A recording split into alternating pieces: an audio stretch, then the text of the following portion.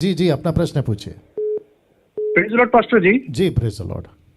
जी pastor ji, मेरा एक सवाल है जी कि जब अगर कोई मसीह कोई पाप करता है जी।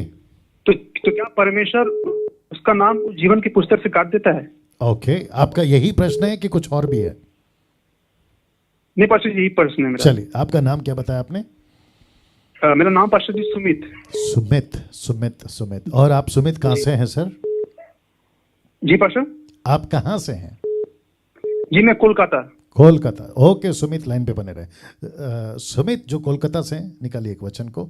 इनका प्रश्न है, पहला यूहन्ना 3 इनका 6। इनका प्रश्न यहाँ है, एक विश्वासी जब पाप करता है तो क्या उसका नाम जीवन की पुस्तक से कट जाता है? तो मैं आपको कॉन्सेप्ट समझा देता हूँ। सबसे पहला वचन पढ़ लेते हैं। लिखा है, जो कोई उसमें बना रहता है वह पाप नहीं करता। जो कोई पाप करता है उसने ना तो उसे देखा है ना उसको जाना है। तो यहाँ पे आपको समझना बहुत ज़रूरी है कि जो कोई उसमें बना रहता है वो पाप नहीं करता। इसका मतलब क्या है? अगर उसने एक एग्जाम्पल मैंने बीच में दिया था, बहुत ध्यान से सुनिएगा, ठीक है ना? बकरी जिसको कहते हैं ना शीप, मेमना, वो कीचड़ में गिर जाए और ठीक उसी के बगल में एक सुअर, पिग, वो कीचड़ में गिर जाए, तो दोनों में से जल्दी बाहर कौन निकलेगा? या हमिंग हो रहा है ना बहुत। उसमें से बाहर कौन निकलेगा? पिग यानी कि सुअर, या फिर वो मेमना, शीप? ऑब्वियस, शीप, मेमना। लेकिन सुअर क्या करेगा? उसको अच्छा लगेगा कीचड़ में रहना। क्यों? क्योंकि वो ऐसा ही है, वो ऐसा ही है। अब इसी को मैं अलग तरीके से भी समझा देता हूं। सुमित, अगर आप लाइन पे बने हुए हैं, ठीक है ना? जब हम संसारिक थे तो हमें कीचड़ में रहना पसंद आता था। अगर कोई कहता था आज पार्टी है, तो हम पहला पूछते थे, सिगरेट, दारू, उल्टी सीधी बातें है, मजा आएगा। अभी वही व्यक्ति मसीह बन गया तो कहते हैं पार्टी में चलो, अरे नहीं यार मैं नहीं आ सकता। ये कैसे हो गया बदलाव? वैसे ही एक व्यक्ति जब विश्वासी बन जाता है, उसको अपना जीवन मसीह में जीना है। देखो पौलुस क्या कहता है, अगर तुम मसीह में हो, निकालो इफिसियों की किताब उसका 4 अध्याय वचन 10-11। इफिसियों की किताब, मेरे साथ बने रहे सुमित। जी जी पास्टर। या मैं इतना टाइम इसलिए लेता हूं ताकि एक एक प्रश्नों का उत्तर आपको संतुष्टि से दे सकूं और फिर उसकी वीडियो एडिट करके आप लोगों तक पहुंचा सकूं, ताकि इनके जैसे कोई प्रश्न होगा तो उनको भी उत्तर मिल जाए। इफिसियों 4:10 से पढ़ लेते हैं। सॉरी, 5:10 निकाला, कहाँ हो गया देखो। इफिसियों 4:10 बोल दिया। 5:10, 5:10।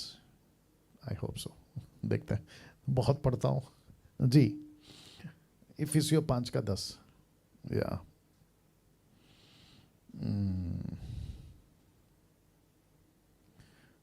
हाँ, मिल गया मिल गया। तो एक काम करते हैं ना, 11 से पढ़ते हैं। इफिसियों 5:11 लिखा है, अंधकार के निष्फल कामों से सहभागी ना हो वरना उन पर उल्हाना दे। एक टाइम था जब संसार की बातें होती तो खूब एंजॉय करते थे, लेकिन अभी पौलुस कहता है तू मसीह बन गया तो उसके ऊपर उल्हाना दे। इसका मतलब क्या है? उन बातों को गलत ठहरा।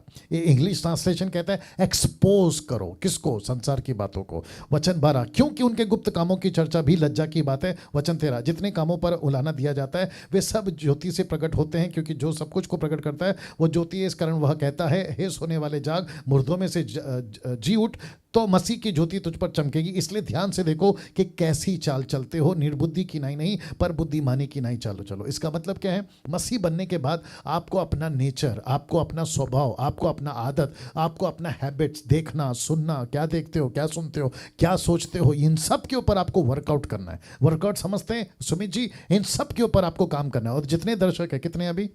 ओके, 1300 के, माफ करना, 1400 के ऊपर है। इन सब को भी मैं कहना चाहता हूं, आपको काम करना है। अपनी आंखों को प्रैक्टिस में डालो, मैं ये देखूंगा, मैं ये नहीं देखूंगा। अपने दिमाग को प्रैक्टिस में डालो, मैं ये सोचूंगा, मैं ये नहीं सोचूंगा। अपने कानों को प्रैक्टिस में डालो, मैं यहां तक सुन सकता हूं, मैं यहां तक नहीं सुन सकता। अपने पैरों को प्रैक्टिस में डालो, मैं यहां तक जा सकता हूं, यहां तक नहीं जा सकता हूं। इसको कहते हैं, एक मेमना कीचड़ में अगर गिरा भी, आपने क्या पूछा था? पाप करने के बाद क्या नरक में से, जीवन की पुस्तक में से उसका नाम काट दिया जाएगा, उसको नरक में डाल दिया जाएगा? तो इसमें बात आती है उस व्यक्ति का एटीट्यूड, उस व्यक्ति का इंटेंशन, वो किस मकसद से मसीह जीवन में आकर भी पाप कर रहा था। तो जल्दी से निकालना। इब्रानियों किताब उसका 10:25 क्या कहता है, मैं आपको ये भी समझा देता हूं, ठीक है ना?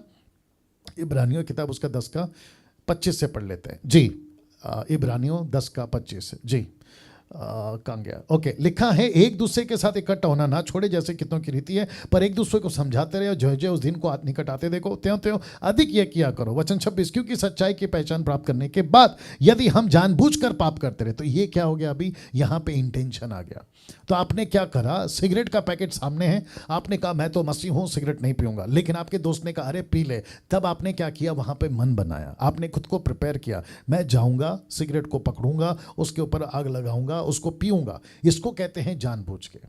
तो ऐसा व्यक्ति को परमेश्वर कहता है ओके, अभी तू कीचड़ में गिरा, अब तू कीचड़ में गिरा है तो मैं देखता हूं तू क्या करेगा। अगर वो मेमने की तरह उसका ज़मीर, उसका कॉन्शियस, उसके अंदर का जो पवित्र आत्मा है उसको कायल करता है, अगर वो बाहर निकल गया तो भला, नहीं तो खत्म।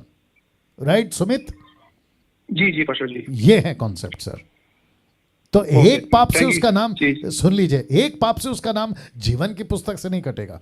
परमेश्वर उस व्यक्ति को देखता है। पतरस ने 3 बार इनकार किया, राइट? जी जी। पतरस ने यीशु का 3 बार इनकार किया, लेकिन पतरस को फिर भी परमेश्वर ने वापस मौका दिया। क्यों? क्योंकि उसके पीछे इंटेंशन था। वो क्या क्या सिचुएशन था, वो कैसे कर रहा है, जानबूझ के कर रहा है, क्या कर रहा है, इन सबको प्रभु देखता है। तो जानबूझ के नहीं करना है। और मैं तो ये भी कहूंगा कि जब आपको पता है बिजली का तार सामने पड़ा है तो वहां पे जाते क्यों? आपको पता है कि सामने आग है तो कूदते क्यों? राइट? जी जी pastor ji. Thank you sir.